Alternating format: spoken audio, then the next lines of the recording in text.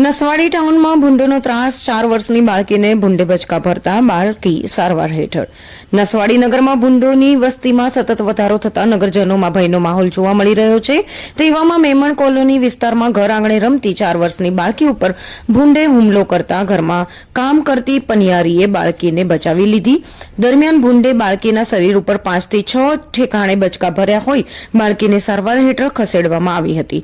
મેમણ કોલોનીમાં 4 વર્ષની બાળકીને હાલ રાજપીપળા સિવિલ હોસ્પિટલમાં સારવાર ચાલી રહી છે. 4 વર્ષની માસૂમ બાળકીને ભૂંડે બચકા ભરતા ગામ લોકોમાં ભૂંડ પાલક અને ગ્રામ પંચાયતના સત્તાધીશો સામે રોષ વ્યાપ્યો છે, જ્યારે મહિલાઓએ રોષ વ્યક્ત કરીને ભૂંડ હટાવવા માંગ કરી છે. નસવાડી ટાઉન વિસ્તારના દરેક જગ્યાએ ભૂંડોનો ત્રાસ એટલી હદે વધ્યો છે કે ઘર આંગણે નાના બાળકોને રમવું મુશ્કેલ બન્યું છે. બજારમાં બાઇક કે અન્ય જગ્યાએ ખરીદેલી સામગ્રી મૂકી શકાતી નથી. ભૂંડો ભરચક બજાર હોવા છતાંય ખરીદેલી સામગ્રી પર હુમલો કરીને ખેંચી જાય છે.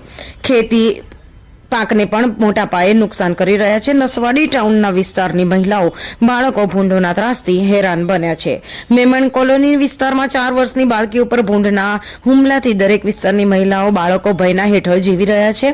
બાળકી ઉપર ભૂંડના હુમલામાં બાળકીને નજરે જોનાર મહિલાઓ ચીસો પાડતા ઘરમાં કામ કરતી પનિયારી દોડી આવી ભૂંડના મુખમાંથી બાળકીને બચાવી. પનિયારીની નજર બાળકી પર ન પડી હોત તો મોટી દુર્ઘટના સર્જાઈ હોત. 4-5 ભૂંડો પકડીને સંતોષ દેખાડનારા ભૂંડ પાલકને બોલાવીને તંત્ર દ્વારા કડક સૂચના આપીને ટાઉનના દરેક વિસ્તારમાંથી ભૂંડો દૂર કરવામાં આવે તેવી ગ્રામજનોની માંગ ઉઠી છે. રિपोर्टर चिराग गुप्ता, छोटा उदेपुर। हम दिखाएंगे सच्चाई की खबर चैनल को लाइक कीजिए, सब्सक्राइब कीजिए और हमारे साथ जुड़े रहिए. हम दिखाएंगे आपको सच्चाई की खबर.